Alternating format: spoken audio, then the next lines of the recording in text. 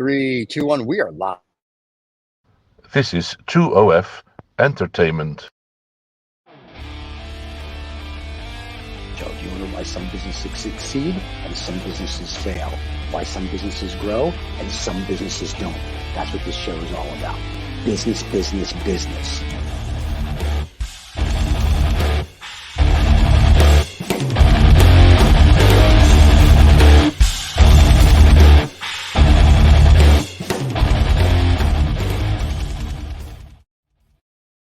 And we is here. Cheers, everybody. Cheers. That's actually cranberry or cran grape because I just drank all my scotch. So for people watching that see me on other shows, I just got done doing our cigar show. And next week, apparently, Donald Trump is going to be our guest on that show. So we'll see how that goes. So he doesn't know it yet, but he is. So for all you people that haven't seen the Habana and Cigar show, feel free to tune in to watch Donald Trump right after the show. Cross promo. Yeah. So we just finished that show, and unfortunately, as I was telling the guys, I'm smoking an Opus X by Fuentes, which is a beautiful smoke. Unfortunately, I'm not finished, and usually when we do the cigar show, I don't have another show right after it, so I get to actually sit and enjoy. So instead of putting out my Fuentes Opus X, I decided I'd just smoke it on the show and continue to do the show in the outdoor studio. What better place with what better cigar to do the Lost Dollars? And what better company? There you go. Yeah, look at Dapper John. I know John's got a jacket on, no pants, and a t-shirt. He's a stud. Yeah. And David looking sharp. Good. And there's Nick, who finally Nick has joined us today, so that's good. So Nick's here with a jacket. Look at that. There you go. Oh, very nice. Nick just missed Donald Trump. That's all right, Nick. You can catch it on the preview. And there you have it. So we're good. So Michael, what are we going to talk about today? We've got some great topics that we've prepared diligently all week, right, gentlemen? Because big news have happened. Governor Kathy Hochul of New York State has revealed a push to ban students from bringing smartphones into New York schools. So we're going to talk about smartphones in schools, which, obviously it shouldn't be there already, but they're going to pass laws about that. We've also got the central bank digital currencies and some big news there with Saudi Arabia working with the China-led digital currency project, among other news items related to CBDCs. And of course, we'll go back to one of our great topics, the environment. In this case, the carbon offset projects that may just be fundamentally failures and quote unquote probably junk. Yeah. This is gonna be a good show. This should be a lot of controversy. Get the freedom and the flexibility of remote work in the lucrative tech industry. Bend your life around the world. Bandicoot is the premier course and community for thriving in a remote tech career. Join the revolution today. Bandicoot.com, official partner of the Lost Dollar Business Club.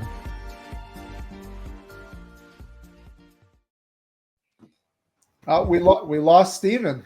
No, you didn't. I'm like God. I'm everywhere. He's immigrated, I think. Yeah, he's mobile. I'm omnipotent and all-knowing. I'm right here. I'm just whatchamacallit. I'm just getting. We know, but you're still not on camera. There we go. Now I'm on camera. Cheers. There we go. Now we know he's real. More scotch. Anyway, I didn't want to put it in a scotch glass and look like an alcoholic for the people that watch the other show. So no, right. Just tell them that you're doing that. Listen, it's not that controversial. It's not that controversial. The alcohol not controversial. Okay. This phone conversation not controversial. I think, at least for the members of this show. I mean, what do you guys think? Is it crazy that New York is following in the footsteps of Florida to ban smartphones in schools? No, I think it's the smartest thing especially in Florida, with who your governor is. I think it's one of the smartest things they've ever done.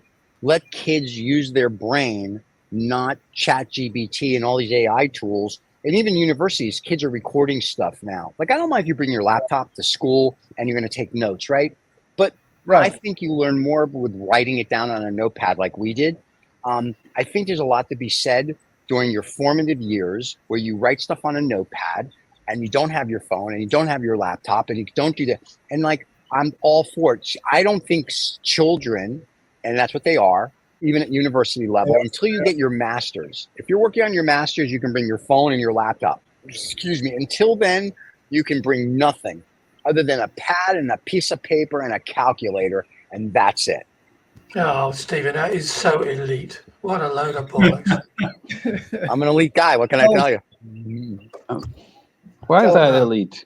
Yeah, why is that elite? Well, because he said, when you get your master's, there is a whole group of society that doesn't have the money to do that.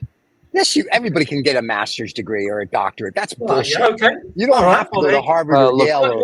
A master's degree is now the same as 10, 15 years high school ago, diploma. a bachelor's degree. You know, I mean, that's right. It's a high school diploma today. So you guys are getting it free with your Kellogg's in the morning. Then you fill in. But hey, look, you get Biden that gives you a free ride. Biden's going to forgive everybody's student debt anyway, so run it up and don't pay it. Who cares? Listen, Nick lives in South Africa. They give degrees away. I mean, you show up for a day, they're like, "Here's a degree, congratulations." It's very exciting. So. But no, all kidding aside, no phones, no and nothing. Let the kids form their brains, because kids today can't even carry a dialogue or have a conversation like we can't have. When I was 10 or 12 or 13, I could come on a show like this and actually talk because I read the paper. I did this, I did that. Kids today can't do anything. You know what? They can tell me what the latest TikTok or Instagram challenge is. They don't do that as well. Well, we're very proud of you. We're very excited for you. So. Thank you. Go ahead, the same issue happened here in Holland, and they've now decided to ban from high school smartphones, and it's as if they've found like the holy grail of education, because they're now saying things like, well, the students actually are talking to each other, and they seem to be, there still seems to be more harmony in the classes and at break time or whatever. Yeah, because people are not stuck with a piece of plastic in front of their heads. So I'm all for it. I'm not against smartphones per se, but I still think you have to learn. There has to be a place also in school to learn how to have social intercourse with each other, and the telephone's literally getting in the way of that. Right. Yeah. Well, and she is allowing, the law that is going to be discussed in 2025 would allow flip phones so that they can still make calls and text their parents, which is the theoretical reason for allowing a flip phone. Yeah. Sadly, why? Wait, excuse me. Excuse me. I have a question. Wait. Why do you need to be able to text your parents during school? Well, sadly, why do you need to be able to talk to your school? When I went to school, if your parents, mommy, daddy need you, mommy, daddy called the school got on the loudspeaker and went, John, Steve, whoever, come to the office, mommy, daddy needs you. And then you were embarrassed. You walk through the hallways and you go to the principal's office, and that's it. So why can't we do that? New York. They don't want to embarrass the children. It's as simple as that. You don't want to be embarrassed. Sadly, it's a sad reality that parents in New York school districts and the school districts themselves don't want parents to lose connection with their kids for fear of school shootings. So that's the argument that they're giving for flip phones. Isn't it always the same thing? We're going to ban X because the criminals are going to use it. Right. Let's just throw everything out. Now, or it's the new conspiracy then. It's a new conspiracy then that the American Rifle Association, or whatever it's called, NRA, is now sponsoring flip phones, because obviously the two are connected then. So, why don't we there's no guns, but they got long knives and they just stab you to death. So what? But here, let's just do this instead. Why don't we just get rid of the schools? Why don't we let all the kids just learn at home, and then this way, mommy and daddy don't have to worry about school shootings anymore.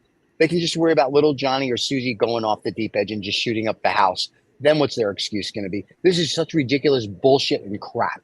Listen, if you're so worried about school shootings, then you know what? Why don't you fund your schools? Why don't you put your metal detectors in? And why don't you do it? And then, where's a school? You talk as if that's so ridiculous. Normal. Metal detectors going into entrances of schools. What sort of world do you live in? I don't know, but we never had that when I went to school, but now they do. Now you go into a school, there's a metal detector, there's police officers. We didn't have police officers in my school. It was crazy. The worst thing we had one day is the football team got upset and they did a riot. They took over like a chemistry class and they called the police and the police were like, don't do this. And they're like, oh, okay, we won't. I'm like, we're in a society now. You need to arm the teachers with guns. You know? No, we need to arm the students. We should arm every student with a gun. Hey, NRA, we're looking for a sponsor. We should arm every student with a rifle. This way, if somebody decides to go postal and a flip phone, they can either call mommy and daddy or shoot the assailant. What the shooting, what it points to, and this is what the whole package of laws that Hochul and New York is youth mental health, is the overall youth mental health crisis. I got your mental health right here, pal. This is the problem. Stop coddling these kids. You're making them little pussies. Jon Stewart was right. It's the pussification of America. When we went to listen, when we were kids, you rode your bike without a helmet. You walked 100 miles to school. You didn't worry about jack shit. Now, all of a sudden, where do you live? You live 3 blocks away. I have to drive you. Why? Something could happen. Nothing's going to happen to you. So, I mean, we treat these kids, no wonder they have the problems they have. And listen, if I had a kid, I don't need to know where you are until the streetlights come on. They have to drive because that way they can teach them how to do drive-by shooting. See? So it's all part of their education. Yeah, I think this conversation has gone like super south. I think from someone who's come from South Africa. A country where we can't walk to school because there is. I stand to be. This is not across the board, but it is just like a more dangerous in the areas we're in. I think there's obviously something to be said for the fact that you're driving your child to school because there's a risk. I mean, that's something that I think is a slightly different conversation to have. But I think the one of the few things I agree with you there, Steve, with was the fact that from an ability, I think the younger children to have the brain hand-eye coordination, I think, and then crossing left brain and right brain, I think that development I think is super critical. It has been proved the fact that the screens and the lack of creativity, because the screen is basically feeding you that creativity. So someone else has created the creative, you're just feeding it in. Similar to a book where you're reading a book, and in the book you have to imagine what's going on in the book. That develops the neurons in the brain. I think that to a degree in the younger kids, I think is super critical. As they get older, obviously, I think there needs to be a space where you can train on these types of products. So whether it be, AI now becoming part of it, there needs to be, the school system needs to move quite quickly. And I'm quite interested to see in the next couple of years what's going to happen, because partly to your point, Steve, I know it was a flippant comment, but one of the comments you had some validity to it, is the fact that there are now generating bots that can take care of you as a human being, as a child, with all the specifics that you want. And that bot then learns who you are and what kind of person you are, and then creates a specific curriculum for you. So I think that's really interesting. However, everybody will get their own tutor, their own teacher. Correct. Yeah. However, to Dave's point, what they found in the Netherlands is the fact that that social interaction is so critical. And now with a bot, you're talking to a bot. The challenge now is how that social interaction happens. So I think the education system's got quite a challenge in front of them with regards to how to maintain and grow the brains of the little ones while putting in all the technology. Well, I got to give the governor of New York some credit, because it's part of a bigger package of laws that they're looking at, even in this year's session, to tackle the addictive nature of these algorithmic feeds. They call them algorithmic feeds. Right. We know explicitly that from internal documents that Facebook and Instagram and all these social media platforms were specifically targeting young people and looking to make it more addictive. So now at least you have laws that are going toward tackling. And you know where they learned that? They learned it from Vegas, because it's called gamification. And then Angry Birds, if you want to look at the one who's the most successful with gamification, was Angry Birds. You played Angry Birds for 30 seconds, you were on there for 50 hours. It's like, oh my God, oh my God, oh my God, oh my God. So what Facebook and Google and everybody else has learned is if you can do gamification of anything, you can kick friggin' you know what. So I do say kudos to Florida and New York. Like I said, Santa's is not a fan favorite, but listen, kudos to them. I hope parents understand why, but then again, remember, most parents are pussies, so they probably don't. Most parents don't read, so they probably won't get about brain development, as Nick was alluding to. So there's an issue here. And I was being tongue-in-cheek about the NRA sponsoring guns for schools, people. So relax. And once again, my name is David Oldfart. If you don't like what I said, send your cards and letters there, or to John. Either way. But my point is that smoke is getting to me. Yeah, I can see that. And John, and you know, you can go play my favorite game. Anyway, I think that's something that we have to look at seriously, because to Nick's point, technology is moving so quick, we don't know what to do with it.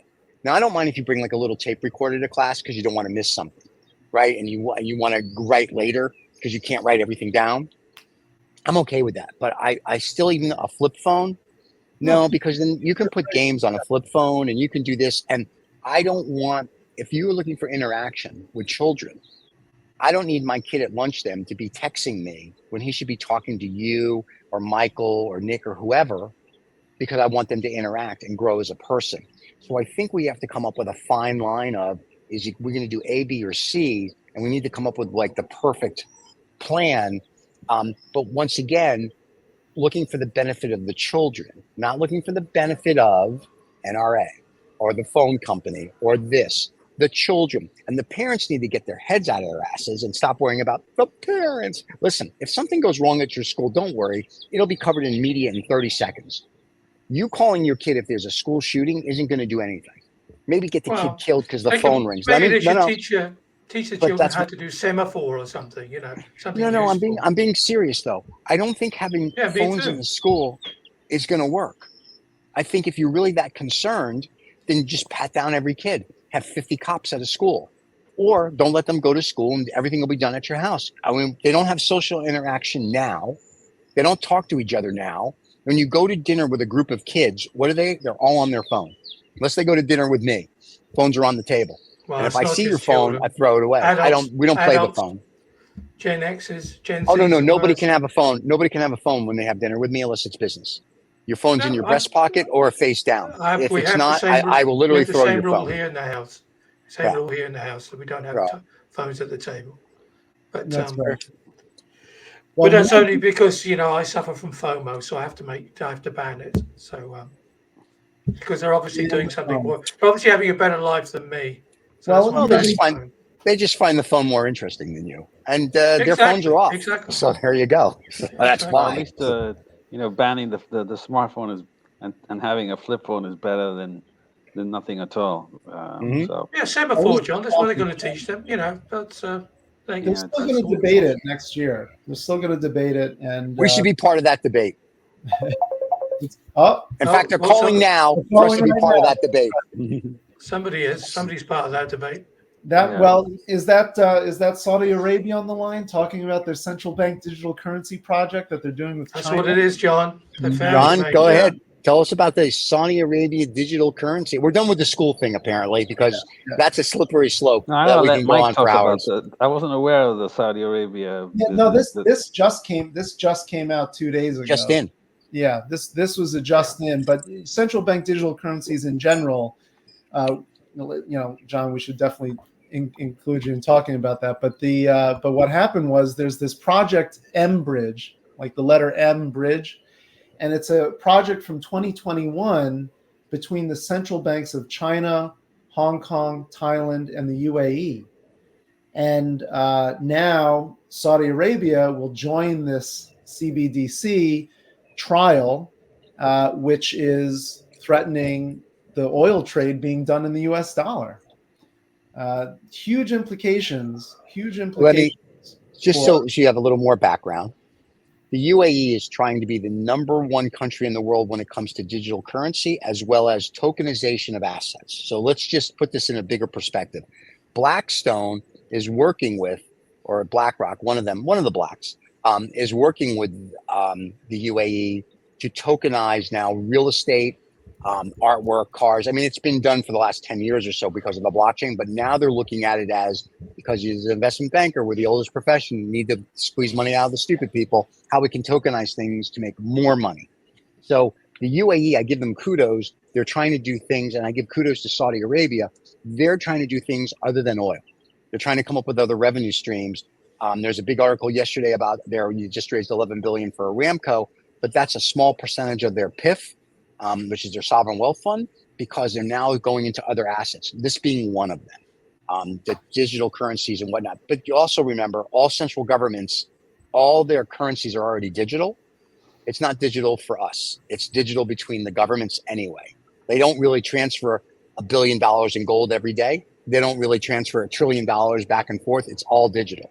So keep that in mind. This is for the little people, not for, they're experimenting with it, but not as much as we think. Yeah, we don't need central bank digital currencies. It's just, you know, it's a Trojan horse. You know, if you put all the other features of what's going on, you know, you can see that it's a data gathering system, and you know, the banks will, you know, the Fed here has, you know, and in Europe they've said, no, it's good. We're going to put safeguards. You know that once they tell you that there's going to be safeguards, it's just bullshit, right? Because we know that all software that's developed has a backdoor that the government uses when they please, to see what the hell you're doing, how you're doing it, who you're talking to. So the central bank digital currency is just it's a disgusting, form of, surveillance at its best. We'll put $100,000 into your account, but you can't go and do whatever the hell you want with it, and it'll expire in 2 days. It's we don't need it. We already have a digital currency, right? It's called bank digital currency, as you just pointed out, Steve. It's well, the House of Representatives earlier this year in May banned, so not that much earlier, but the House banned the Fed from building a central bank digital currency like what they have in China. And it's not, it's not passed through the Senate at this point, and it probably banned nothing. And stop it. They'll build it without them. They'll build it without them. Not going to tell them squat. The Fed isn't even part of the government. I mean, if you look at how the government started, the Fed is its own business. You don't need the Federal Reserve. The Federal Reserve is not. It's unaccountable. It's not really part of the United States government. We use it as a crutch. But if a bank goes, I don't want to be part of the Fed, there's not much you're going to do. That's why you have state banks. The only reason you need the Fed is they're the central clearinghouse, good or bad in America. Is how you move money between bank to bank, and how you move overseas and whatnot, and how you bring money in. So it's just like the police, to make sure that to John's point, they know what's going on. So let's not get carried away with digital, that they already know. Okay. And the only reason you want to have digital currency, because one day I can get mad at Nick because he says something I don't like. I'm like, oh, Nick, you know that $7 billion you have? I can click it. Oh, yeah, no more. Yeah. And then what's Nick going to do? I had $7 billion. Yeah, but we don't want you to have it anymore. So the countries for the Project mBridge that are trying to do it for oil, they don't really need it, because at the end of the day, they're just going between their central banks anyway. This is just a way to get the planet under control so that the wealth goes to the government, whatever government it is. Same with tokenization. Look at tokenization. We have. So that's a bad thing then? Money going to government, so they should do something useful with it, as opposed to it going to an elite 5% who do nothing with it, other than buy large yachts. Excuse me. I'm taking delivery next week of my Giga yacht. Stop making fun. Go ahead. Yeah. So, is there anything wrong with that then? No, I think you're living in a country which I think particularly spends the money that's given to government largely in the right places. Certainly in South Africa. Sorry, in the Netherlands. In the Netherlands. Netherlands. Yeah, I was gonna say our country doesn't spend.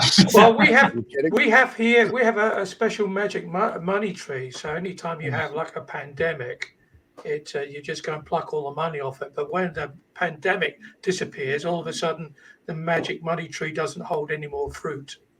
we have a magic money tree here too. It's called the Treasury. Yeah. And the more money you need, you just speed up that money printing machine. Exactly. That's right. Yeah. Or the ones and zero printing machine. Yeah, exactly. But I think, Dave, to your point, I think in your particular case, like it's quite an interesting one. I think there's a large drive more generally to open up more to the fact that governments should serve the people is how it's supposed to have been done, whereas that's not happening anymore. And I think possibly in the Netherlands there's more of the fact that the government serves the people. Certainly in South Africa for the last 15 years, we've certainly had an absolute decimation of the money that's come from the people given to government. I think it's, if you have to put into dollars, it's probably about $2, but I mean, in the billions of rands that have been literally stolen from the people, taken out of the country. So it's quite an interesting thing is the fact that the trust in government now is totally being sort of eradicated. So it's quite an interesting conversation to have, because are the structures of governments and those policing elements that you talk about, Steve, are those going to remain, and how long are they going to remain in place? Because the lying and the stealing and the level of manipulation that's happening at those levels is starting to be questioned now. Yeah.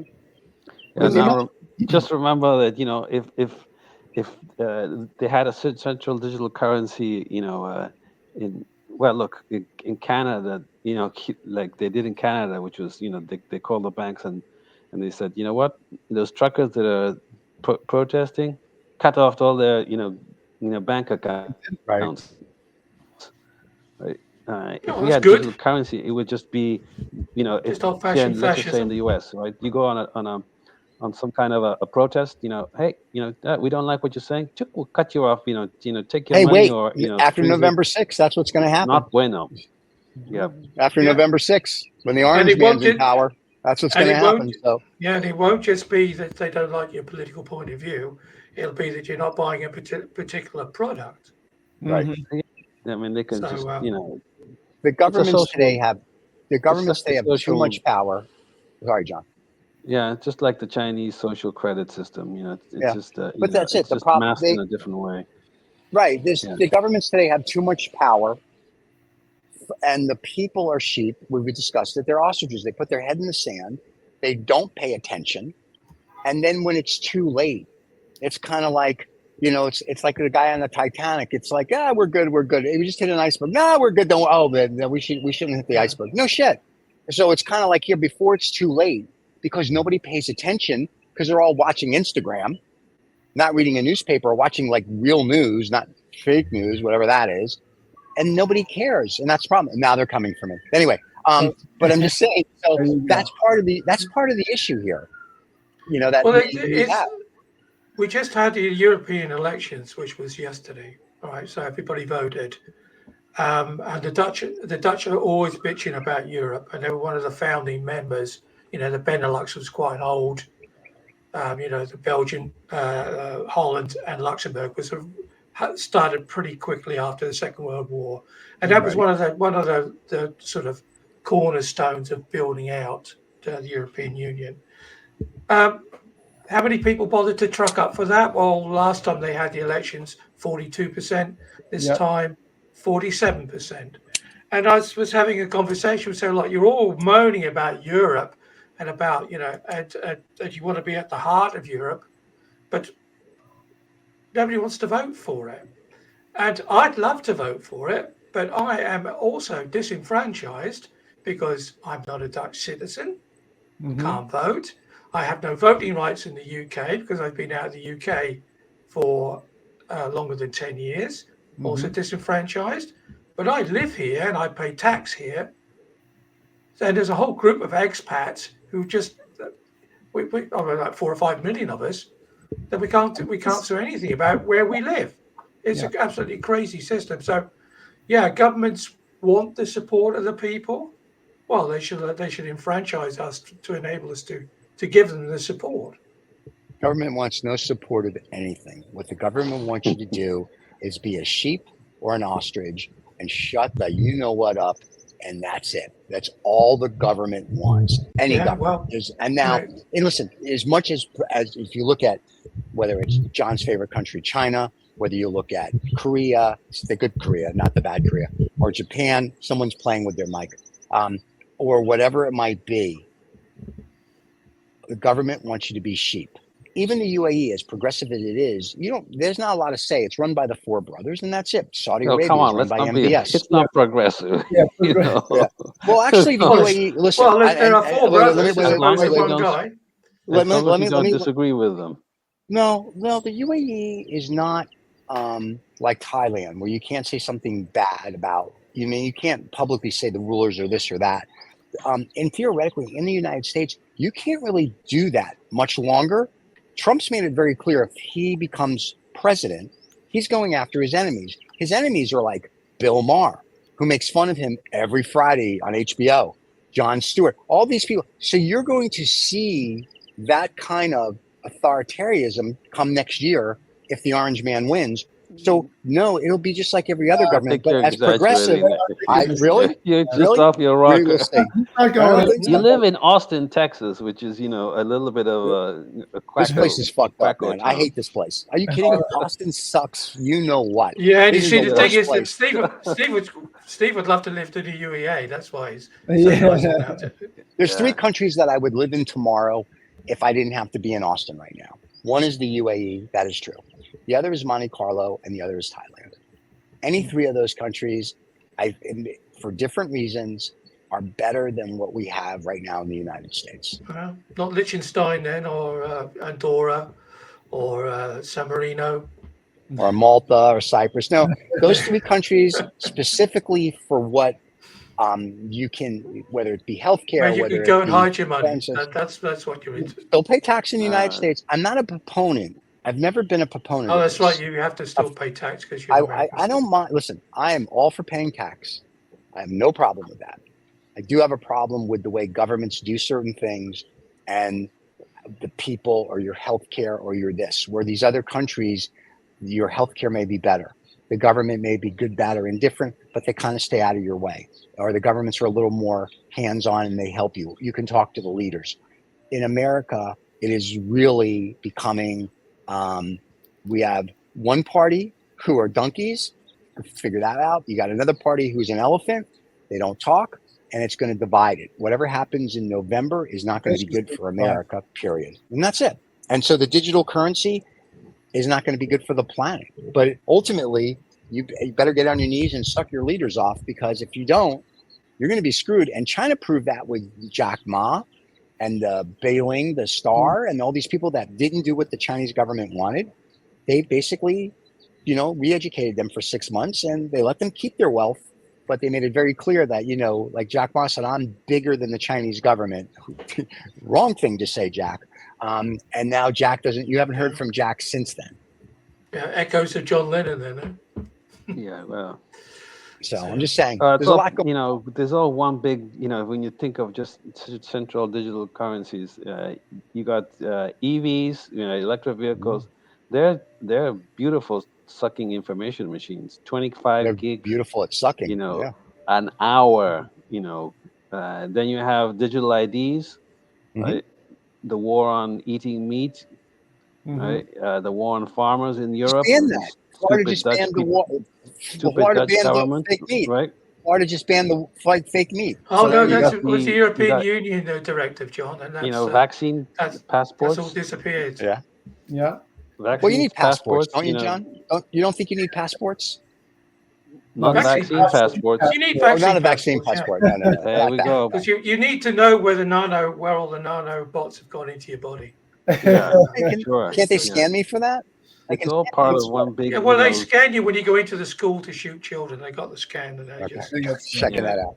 Yeah. Well, listen. At the end of the day, the lizard people and the Anunnaki and the Illuminati are getting everything they want. They're controlling the planet. That's it. And so this is a way they should just do it and get it over with. Like the big UFO ship should just appear out of the sky. Of course, they should interview us first and just be done with it. Just be done with it. Yeah, it's here. Well, look, we've got one more scam to talk about, which it turns out this was a big expose in the Guardian recently, looking at Guardian. these carbon offset projects that were used by Delta and ExxonMobil and Gucci to cut their emissions, right, through carbon credits and carbon offsets. And the new analysis says it's probably all junk. And all of these millions of carbon credits for climate-friendly projects have done nothing to actually offset greenhouse gas emissions. So even amidst all of these so-called attempts at various projects to prevent carbon going into or sequester it, it's been a total failure. Well, I don't think so, actually, Michael, because all those poor brokers that were thrown onto the scrap heap after the crash, of course, in Wall Street, they then thought, oh, we're going to sell carbon credits instead after they jollied. So you're right. Somebody did benefit. You're right. There were well, let me population of people. Let me just say this, since I'm the only one that's ever done a carbon credit deal in 2009, it was the largest carbon credit deal at the time on the planet down in Bolivia. It was for what it was supposed to do. That and was what really important then. It was very important. Thank you very much. For what it was supposed to do and for what it really did, there is a very big disparity. I think the idea of carbon credits. Is that another word for a con then? Disparity? No. I'm being politically correct. They might re-employ you then. I don't think so. I think we're good. I think the carbon credit hypothesis is a good way to do it. I think the offsets are good if the money actually helps if you will, the people, the village, the city, whatever. I don't think airlines, you giving them $2 to offset, that's all bullshit. I think the carbon credits should be for what it was supposed to be intended to when it first started 1 million years ago under the Kyoto Protocol, was to really be reinvested into, if you will, the community, not to scrub not that I'm going to buy $10 billion worth of carbon credits so I can go build a coal plant. And I think that's where the offset happened, is like business people got together and they're like, oh, you know what? We'll do this carbon credit scam and look what we can get away with, because we can say we bought X amount of carbon credits, so now I can go build this coal plant because we've offset it. Why don't we just put the money back into programs that actually do something? So I think the premise of it was good. I think the execution on some of it was great. And I think how it ended up, just as everything else, sucked. So, and like I said, my Giga Yacht is carbon offsetting. So, we are offsetting from the carbon credits that we did back in 2009. So I'm just letting you know. So that I feel good for that sounds very much like selling your indulgences in the Middle Ages. There you go. You used to buy your sins, so you knew on the weekend you were going to go do something dodgy. Exactly that, in the industrial sin. So you buy off your industrial sin. Yeah, but the same way as you do, of course, when you buy some cheap garment from China, which has been made. Whoa! And then you can actually pay for it to be delivered carbon free. So that means that the postie then gets out of the van 500 meters further, and then the postie brings it and puts it in you, as opposed to driving up to the front of your house. So there you go. Okay. All right. Well, you ever heard of unfortunately, in the US? We call them mailmen, or mail person, or whatever the hell they want to be called. They say mail, or Amazon, or Federal Express. Here's the funny thing about just about all this carbon talk and all this pollution. EVs are worse for the environment than a gas guzzling, pick your favorite car. By the time I do the mining of the lithium, by the time you have the electromagnetic shit in your car, that's like being in front of I read a study the other day. It said like sitting in an EV is like being in front of an X-ray machine for like 12 hours. So I'm like, oh, that's interesting. Like, I don't think anybody thought of that. The process to build the plants. Right. But my point is that I look at all of this and I'm like, it's all just bullshit. It's like we were much better 100 plus years ago. Oh, yeah. Doing what we were Horse doing. and cart time. No. I'm okay with progress, but let's stop. Obviously not. If it was good 100 years ago. No, because 100 years ago, nobody was running around going, "Oh, let's do that." No, they weren't. It's like let's all go make money. They were, Steve, but they weren't on. They weren't on, YouTube shows. But let's not forget the money aspect of it. That's what I'm talking about. U.S. taxpayers will subsidize EVs to the tune of close to $400 billion in the coming years, thanks to the. That's quite rightly so. You know, Hey, and BYD is the largest EV company now in the world out of China. And they, just so we're clear, and to show you how much everybody in America is doing, they have a battery now that goes 2,000 kilometers. And they make a better product than the EVs that are made here in the U.S. And the batteries will all be banned pretty soon in Europe. So they claim 2,000 kilometers. Yeah. Now they proved it. There's an automotive journalist that actually drove it for the 1,200 U.S. miles, and he said, "No, it works." Now, whether that's a special battery or whatever, right? You know, I just want my EV. If I buy an EV, is that the same guy that was testing all those VWs? You know, in 1932. No. But if I'm going to have an EV, they're very clean cars. If you don't mind the rust and the pip thing falling apart. But no, if I'm going to have an EV, I want my EV to go at least 500 miles, if you will, or 1,000 kilometers on a single charge. And then to me, which now still it's means something. you have to wait 4 hours before you can get onto the charger. Well, if I'm going 500 miles, I'm okay because you can only really drive so many miles in a day, and then I'm going to go plug it in. My whole problem with this EV thing is like, if I'm driving an EV, where do I plug it in if I'm going on a trip? And now that Tesla's not doing Tesla chargers anymore, not that I own a Tesla, but like if I go to a hotel, is there an outlet where I can take my thing and plug it into an outlet and plug it into my car? Like that's always been my thing. You're going to be able to run a cable up to your shaver point. That's how they're going to do it. But that's kind of what Steve, Steve, you're going to have 15-minute cities anyway, so they're going to literally put us all into boxes, and you won't need to go that far anyway. You won't be allowed to drive. I'm just waiting for when they can teleport us. EVs, if everybody had an EV, the grid can barely support the current, electric mix that we have. Crypto mining and AI production. You mean that's? Remember they got these essential things we need. The world is coming to an end. I'm very excited. The lizard people and I were having lunch the other day, and we're looking for 2027. The sooner, the better. And we're going to miss all of you. That's all I can tell you. On that note, Lost and Found. All right. Welcome to this week's Lost and Found, uncovering dollar winners and losers, where we discuss dollars lost and dollars gained by various companies and projects. Oh, here he is. Nick, we haven't seen you in a while, so we're going to let you go. Then we're going to let John go. Then we're going to let Mikey go, and then me, and then David. I'm good to go. I'm good to go. We've just come off our elections. Yes, you did. And yes, the ruling party has once again, they had majority vote. They now have 40% official counting. So they now do not have majority vote, and there's a coalition government in the making. So it's going to be really interesting, and they have a bit of a left and right decision to make. They're either going to go with the Democratic Alliance, which is generally seen to be a sort of a white old party. So they're kind of going that way, which is punting the democratic process. Interestingly enough, that particular party comes with a lot of history behind actually delivering from a governmental perspective. So that's really interesting. And then the other side is a little bit more on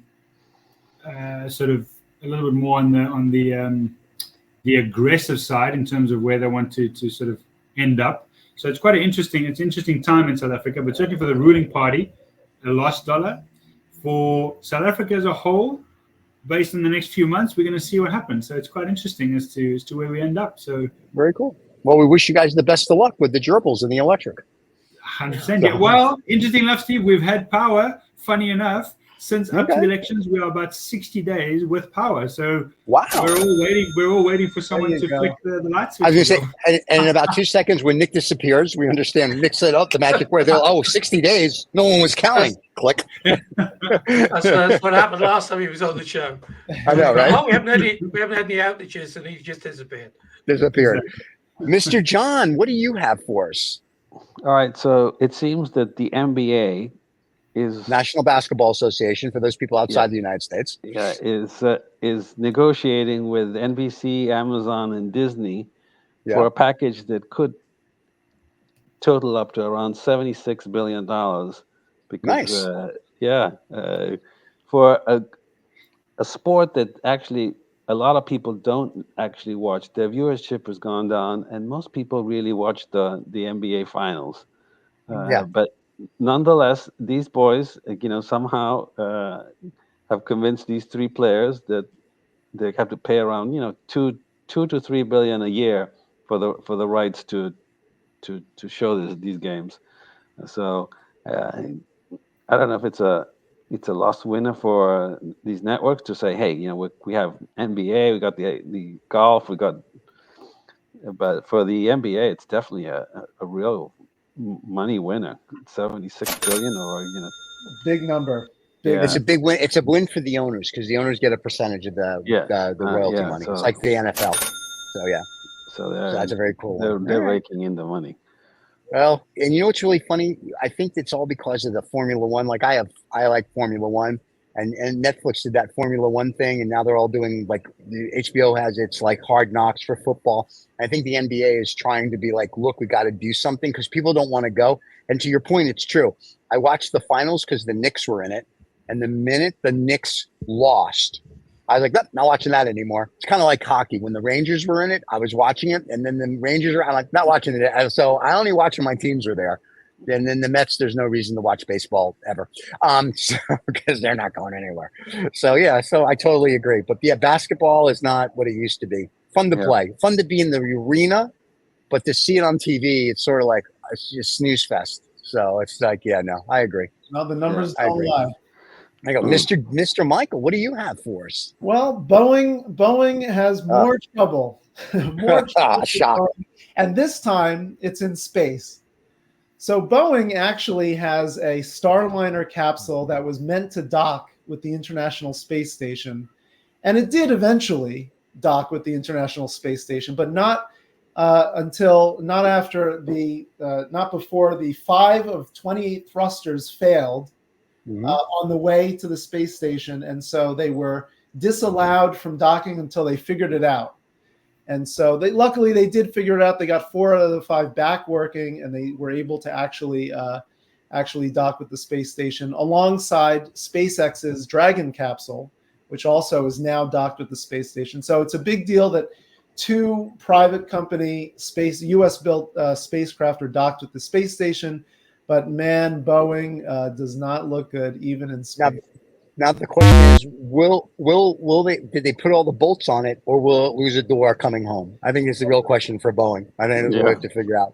Well, I have 2. One is as a kudos, congratulations to the lady who just became president of Mexico. She's Jewish, and she's the Mexican president. And kudos to her. I had it on another piece of paper, but since I'm in the outside office, I don't have it. So. Mexico has its first female president. They're expecting good things from her. I wish her all the luck, and hopefully, Mexico and the U.S. can have better relations, regardless of who the president is. Shine bomb. Yes, a nice Lons lady. So she's a nice Jewish lady. So I don't want to be. Could you imagine it? Listen, I don't understand why. What is going on? So it's going to be very interesting to see. So kudos to her winning the election in Mexico. And my favorite is Roaring Kitty, or for some of you people, the Roaring Pussy is back with the meme, Movie Co. or whatever that company is, Movie Pass, whatever the hell it was called, GameStop. I'm sorry, GameStop is up 95% because Roaring Kitty said he's taken $116 million position. And just so everybody knows, we do record these shows on Friday morning. Roaring Kitty later today, because you're watching it on Saturday, so it actually happened yesterday, has a press conference coming out at noon live on YouTube. So it'll be the first time anybody has seen Roaring Kitty, and I forgot the guy's name because my notes aren't in front of me. Isn't it? David Gill, since 10 years ago when he literally just went off the thing, but his has now boosted Roaring his GameStop 90% the stock because he said he's taken a position. SEC said he's violated no laws because he's not doing any insider trading. He's not promoting. He's just saying, this is what I'm doing. And to everybody. And E-Trade, where he trades, apparently, was trying to figure out if they should get rid of his account or not. So his press conference was yesterday. If you watched it, great. If not, if it's anything of interest, I'm sure we'll discuss it next week. But that, to me, is thumbs up to this guy because he's learned how to manipulate the market legally like Elon Musk, and it's a beauty. That's a win. Mm-hmm. Mr. David, I can't wait to hear this. What do you got? Oh, well, this is a result, I think, of an issue which is happening all over the world. There are more and more people for health reasons, and for the fact that they can't, buy an EU vehicle to go far enough, are returning to bicycles. But it would appear that the amount of bicycle accidents continues to rise at a very steep rate every year. I think last year, even just in Holland, they went up about 20%. Right. And most of these accidents occur in the dark. And it's simplicity itself. It's a company called CMe, and they're now offering the world's first bio-motion safety light. And basically, on a normal bicycle, you'd have the light in front of the handlebars, so that remains there. But this CMe light goes on the, let's say, on the inside of the handlebars, and shines a light onto your legs. So once you start pedaling, it lights the whole of the front of your body up. It's simplicity itself. But it's been amazingly successful. There's a lot of money now about to be poured into it. And it's been tested, and people are, as anecdotal, of course, because they don't want to put people into real danger. But they've tested it with people driving cars, and they say, yeah, as opposed to just having this one small light coming towards us, which we think could be a bicycle, now we're seeing a small light, and the whole front of the person pedaling the bike is all lit up. So, kudos to them. It's a lady who won a Dutch design award many years ago, and everybody thought she's crazy, and now she's laughing, ha ha ha, because people are just pouring money into it. It's called CMe, the world's first bio-motion safety light. We'll put the link in the chat. So that's Are we getting money? Are we getting money from her? Unfortunately, we're not. But we're not putting we're not going to put the link there. You guys can figure it out. Look it up yourselves. So we're a capitalist company here. Come on, Daddy, we got to make money. I got to pay for the gas for the Giga yacht. So but it's more for everybody in the team to have a look at it than anything else. Very cool. Yeah, it's kudos to her really, because the big importance, because we have a real problem here now. I mean, like a serious problem. Certainly, the amount of 50 boomers basically that are ending up in hospital because of EV bikes is phenomenal. Because I mean, my and it's just got her electric bike, because she was just sick of people passing her at 20 miles an hour. But they're doing like 25 kilometers an hour, most of them without a helmet on. So it's a dangerous place to be on a bike, even more so in Holland than ever. Very cool. Well, that's fair. We'll put the link below so everybody who needs to buy this can buy it. Yes, we want you to be safe. If you don't watch the show, then we don't really care. So there you go. So we have a guest next week, or is it just us again? Yes, we've got Michael from Augzoo, which is an augmented reality, location-based augmented reality company. And so we're going to be talking VR, or AR in this case, augmented reality. I think we've talked to him. You think you'll be able to find us? You may, we're all in different places. He may have difficulty in finding the show. Well, he knows who we are, and we know who he is, because he shared some of his augmented reality work that he tested in Hawaii, of all places. Oh wow! Yeah. Guys, finding good locations to put augmented reality, it seems. Very nice. Yeah. We'll look forward to that. So everybody, next week you don't have to listen to us. We'll have a guest. So that'll be fun, because nobody wants to listen to us. So there you go. Don't forget, everybody, subscribe and like. You can catch us wherever you get your podcasts. Catch us here every Saturday morning. And we have a list of other shows. And everybody knows, you never know what's going to pop up on any of the shows. Last week, Riz from the Cigar Show showed up on Adam on the Eve Live. So that was an interesting show. The girls from Social Intercourse did a show the other night. You can catch that on our playlist. They were talking about AI robots and dating. And after listening to Vicky and Rachel discuss AI robots and dating, I understand why they can't get a real guy. So you probably want to watch that show. It's pretty funny. So it's great to see the girls do that, I think. And that's it. And so next week we have great shows coming up again. We have new shows coming up, I think, in July. New show, we do? revamped magazine show, the AI Snobs and Knobs AI magazine show, where literally anything can happen and does happen. But that's and how many? That's on Hollywood Wednesday. I think that comes out. Hollywood Wednesday. Yes. We hit a subscriber milestone as well, David. Right? Yep. We did. We hit another one this morning as well. 85,000 we have now. Nice. Wow, very cool. And we just want to say something. Mr. Beats, we were talking about him off air, has 269 million, I think, subscribers and so kudos to him. And we were discussing that he's been doing this, I want to say 10 or 15 years since he's like 13 years old. So kudos to him. So just to let everybody. Yeah. So, and Joe Rogan, I think, has 16 million, and he's been doing it, I think, about the same amount of time. So kudos to both of them for doing, those type of numbers. And if we're here 10 years from now, hopefully we will have, at least a couple of million. So there you go. So we'll be happy with that. So everybody enjoy. It's always good to see you. Enjoy your weekend. David, take us home. Thank you. Bye-bye, everyone.